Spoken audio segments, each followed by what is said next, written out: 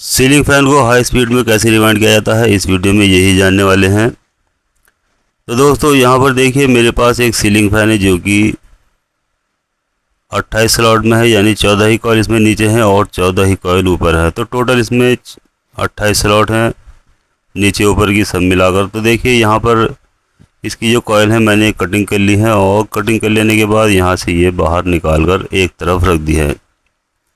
तो देखिए जब सबसे पहले फ़ैन को काटा जाता है तो यहाँ पर इन सभी कॉइल को निकाला जाता है और निकालने के बाद यहाँ देखिए इस तरह से ये दो कॉइल इसकी काउंट की जाती है। एक कॉइल इसमें नीचे वाली है, ये वाली जहाँ पर मैंने इसमें पेपर लगा रखा है। तो देखिए ये वाली जो जली हुई कॉइल है ये वाली ये यहाँ की है जहाँ पर मैंने इसमें पेपर लगा रखा है, यानी स्टार्टिंग वाली कॉइल। तो देखिए ये स्टार्टिंग में जल चुका था, यानी नीचे वाली जो कॉइल है उसकी ये जल चुकी थी और ऊपर वाली जो सर्किट है वो सही था। तो जब मैंने इसको काउंट किया है तो यहाँ पर 370 टन निकली हैं और ये दूसरी वाली जो कॉइल है वो यहाँ की है, यानी ऊपर वाली। अब जब मैंने इसको काउंट किया है तो यहाँ पर इसमें काउंट करने के बाद टन निकली है 390 और इसमें जो इसका वायर गेज है वो दोनों में ही 36 नंबर यूज़ किया गया है, यानी ऊपर भी 36 ही नंबर लगाया गया है और नीचे भी इसमें 36 ही नंबर यूज़ किया गया है। दोनों में सेम ही वायर यूज़ किया गया है। तो देखिए इस तरह से इनको काउंट करने का मतलब ये होता है कि हमें इससे जब हम कॉइल को निकाल लेते हैं तो इससे ओरिजिनल वाइंडिंग डाटा का पता चल जाता है कि इसमें ओरिजिनल वाइंडिंग डाटा कितनी पड़ी हुई है।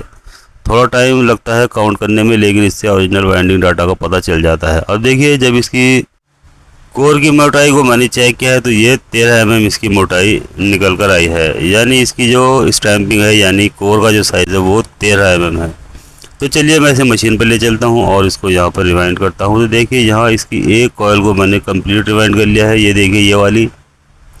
और इसमें कितना तार डाला है ये भी देख लेते हैं, यानी इसमें कितनी टन डाली है। तो देखिए यहाँ 370 टन इसके अंदर हमने डाली है, यानी जितनी टन इसमें निकली थी सेम उतनी ही टन हमने इसमें यहाँ डालनी है। तो देखिए इसकी जो बाकी कॉइल है उसको भी मैं कंप्लीट कर लेता हूँ और हर कॉइल में 370 टन डालकर इसको कंप्लीट कर लेता हूँ। तो देखिए सभी कॉइल कंप्लीट कर ली गई है और यहाँ पर हर कॉइल में 370 टन डाली गई है। अब यहाँ पर जब हमने इसको लास्ट वाली कॉइल को रिवाइंड किया है तो यहाँ पर देखिए इसमें ये बिल्कुल ज़ीरो पर मीटर आ जाता है। तो हम इसको ज़ीरो से ही शुरू करते हैं और ज़ीरो पर ही लास्ट में ये मीटर आ जाना चाहिए। तो इससे हमें पता ये चलता है कि हमने सभी कॉइल को सीरियल वाइज एक उल्टी और एक सीधी करके रिवाइंड कर लिया है। अगर यहाँ पर इसमें रीडिंग दिखाएगा तो मान लीजिए वहाँ हमने कहीं किसी कॉइल को उल्टा रिवाइंड कर लिया जिसकी वजह से यहाँ लास्ट में रीडिंग आई है। तो देखिए ये सभी कॉइल कंप्लीट हो चुकी हैं और यहाँ पर मैंने इसमें पेपर भी लगा लिया है और ये दो लूपें इसकी निकल कर आ चुकी हैं जो कि स्टार्टिंग की है, यानी दो लूपें इसमें निकली हैं और जब हम ऊपर वाला सर्किट रिवाइंड करेंगे तो दो ही लूपें उसकी निकलेंगी। तो टोटल इसमें 4 लूपें हो जाएंगी, दो नीचे वाली और दो ऊपर वाली। तो अब देखिए यहाँ जो इसका ऊपर वाला सर्किट है यहाँ पर भी मैंने पेपर लगा लिया है, देखिए यहाँ पर। और अब ये भी रेडी हो चुका है इसको रिवाइंड करने के लिए। तो इसे मैं मशीन पर ले चलता हूँ और इसको भी रिवाइंड करता हूँ। तो देखिए यहाँ मशीन पर सेट करने के बाद यहाँ मैंने इसकी एक कॉइल कंप्लीट की है ये वाली, और इसमें भी देख लेते हैं कि इसमें हमने कितनी टन डाली है। तो यहाँ देखिए 390 टन इसमें डाली गई है, यानी सेम डेटा इसमें डाली गई है जो डेटा इसमें हमने काउंट की थी यानी निकली थी, तो वो ही डेटा हम इसमें डालेंगे। क्योंकि हमें इसके ओरिजिनल वाइंडिंग डेटा का पता चल गया था इसलिए हम इसी वाली डेटा को इसमें डालेंगे। तो अब चलिए बाकी जितनी भी कॉइल है उनको भी मैं कंप्लीट कर लेता हूँ और सभी को रिवाइंड कर लेता हूँ। तो देखिए यहाँ इसका ऊपर वाला जो सर्किट है यानी रनिंग वाला उसको भी मैंने कंप्लीट रिवाइंड कर लिया है, यानी इसकी 14 कॉइल ऊपर वाली है, ये भी 14 की 14 कॉइल को कंप्लीट रिवाइंड कर लिया है और हर कॉइल में 390 टन डाली गई है। तो इसको भी मैं नीचे की ओर उतार लेता हूँ और उसके बाद इसमें पेपर वगैरह लगाए जाएंगे। तो देखिए यहाँ मशीन से उतारने के बाद ये कुछ इस तरह से दिखाई देता है, यानी दो सर्किट इसके अलग अलग दिखाई दे रहे हैं, एक नीचे वाला स्टार्टिंग वाला और एक ऊपर रनिंग वाला। तो इस तरह से इस फ़ैन को रिवाइंड किया जाता है। और चाहे तो इसे आप हाथ से भी इसी तरह से रिवाइंड कर सकते हैं। अगर आपके पास मशीन नहीं है तो इसी तरह से एक एक कॉइल को आप हाथ से भी रिवाइंड कर सकते हैं। अब देखिए यहाँ पर इसको रिवाइंड करने के बाद इसकी भी दो लूपें निकल कर आई हैं। ये वाली देखिए, ये दो लूपें इसकी हो गई हैं, और दो जो पहले सर्किट बनाया था उसकी, तो टोटल इसमें अब 4 लूपें निकल चुकी हैं। अब हम इसमें क्या करेंगे, देखिए इसमें चारों लूपों में हम एक वायर लगाएंगे, दो अलग अलग कलर का, यानी जो नीचे वाला सर्किट है इसमें एक कलर का वायर लगाएंगे दोनों लूपों पर, और जो ऊपर वाली सर्किट है उसकी दोनों लूपों पर अलग कलर का वायर लगाएंगे। तो देखिए यहाँ दो अलग अलग कलर के दोनों वायर मैंने अलग अलग सर्किट बना दिए हैं, जिसमें रेड और येलो कलर का वायर यूज़ किया गया है। अब देखिए दो येलो कलर के वायर हैं ये वाले, तो ये वाले हमने नीचे वाला सर्किट बनाया है जो सबसे पहले सर्किट को बनाया था उसमें, और जो रेड वाला कलर का वायर है वो हमने यहाँ पर यूज़ किया है ऊपर वाले सर्किट में, जो लास्ट में हमने रिवाइंड किया था। तो देखिए इस तरह से इसकी चारों लूपों को लीडे बनाकर ऊपर की ओर निकाल लिया है। अब यहाँ पर इसको हम वार्निश लगाएंगे, और वार्निश लगाने के बाद इसे कुछ देर के लिए धूप में रख देंगे, जिससे कि ये अच्छे से सूख जाएगा। तो देखिए जब तक ये धूप में सूखता है उसे रख देते हैं, और इतनी देर में हम इसके जो बेरिंग वगैरह होते हैं उनको ग्रीस भर लेना होता है, क्योंकि ग्रीस भी भरना बहुत ज़रूरी होता है।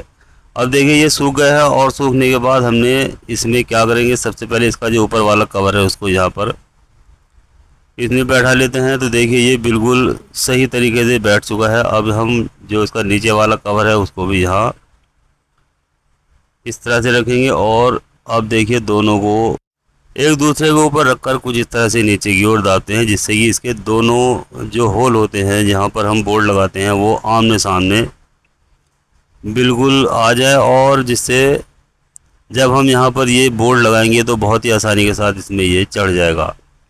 तो देखिए इसमें नीचे वाला जो होल होता है उसमें चूड़ी होती है, और ऊपर वाला जो होल होता है वो बिल्कुल फ्री होता है। तो देखिए जब हम ऊपर से बोल्ट डालते हैं और उसको टाइट करते हैं तो अंदर वाली जो चूड़ी होती है वो उसमें बोल्ट टाइट हो जाता है, जिसकी वजह से ये बॉडी एक दूसरे से अटैच हो जाती है और बिल्कुल टाइट हो जाती है। यानी जब हम बोल्ट को टाइट करते हैं तो ये बिल्कुल एक दूसरे से अटैच हो जाती है। तो अब देखिए यहाँ स्क्रू ड्राइवर को भी यूज़ करेंगे, और एक एक करके इसके तीनों बोल्टों को अच्छे से टाइट कर देंगे। चलिए इसके तीनों बोल्ट अच्छे से एक एक करके टाइट करेंगे,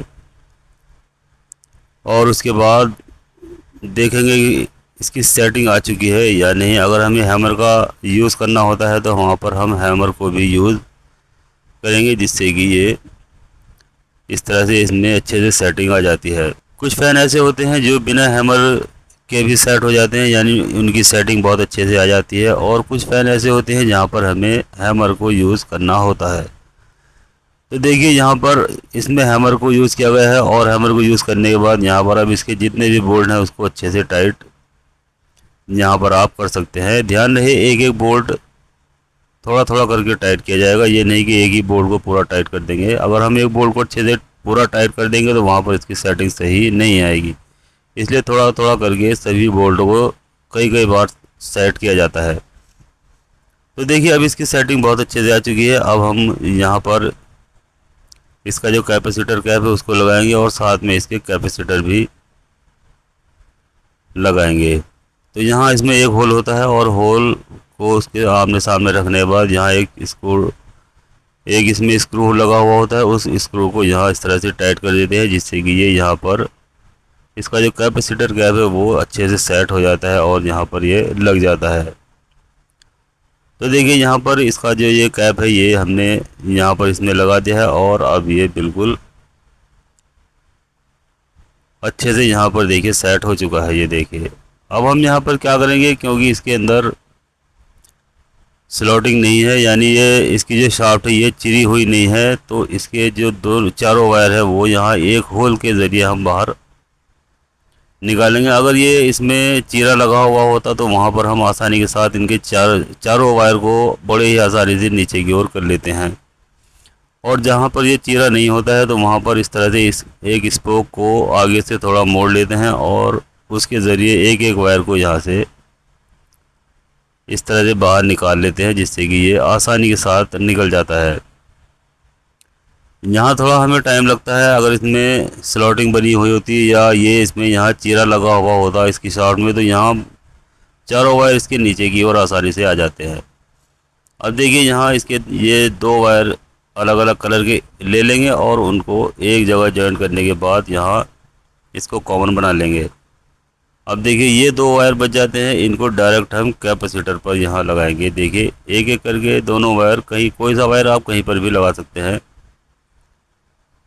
तो एक हमने इस पे रेड कलर का वायर लगाया है कैपेसिटर पर और एक येलो कलर का, और 2 रेड और येलो कलर के वायर हमने एक जगह जॉइन कर लिए जो कि कॉमन बनाए गए हैं। अब देखिए इस पे सप्लाई कौन कौन से वायर पर दी जाएगी ये मैं आपको बता देता हूँ। तो जहाँ पर हमने 2 वायर एक जगह जॉइन किए हैं रेड और येलो, एक सप्लाई का वायर हम उस पर लगाएंगे और दूसरा सप्लाई का वायर हम लगाएंगे उस वाले पॉइंट पर जहाँ पर हमने कैपेसिटर के साथ रेड कलर का वायर जोड़ा है। तो देखिए यहाँ पर हमने जैसे ही इसमें सप्लाई दी है तो ये फैन बिल्कुल सीधा है, यानी इसके राउंड हमें बदलने की ज़रूरत बिल्कुल भी नहीं है, बिल्कुल क्लॉकवाइज इसके राउंड आ चुके हैं। अगर ये एंटी क्लॉकवाइज होता तो यहाँ पर हमें इसके जो वायर है उसको बदलना होता और इसको क्लॉकवाइज करना होता।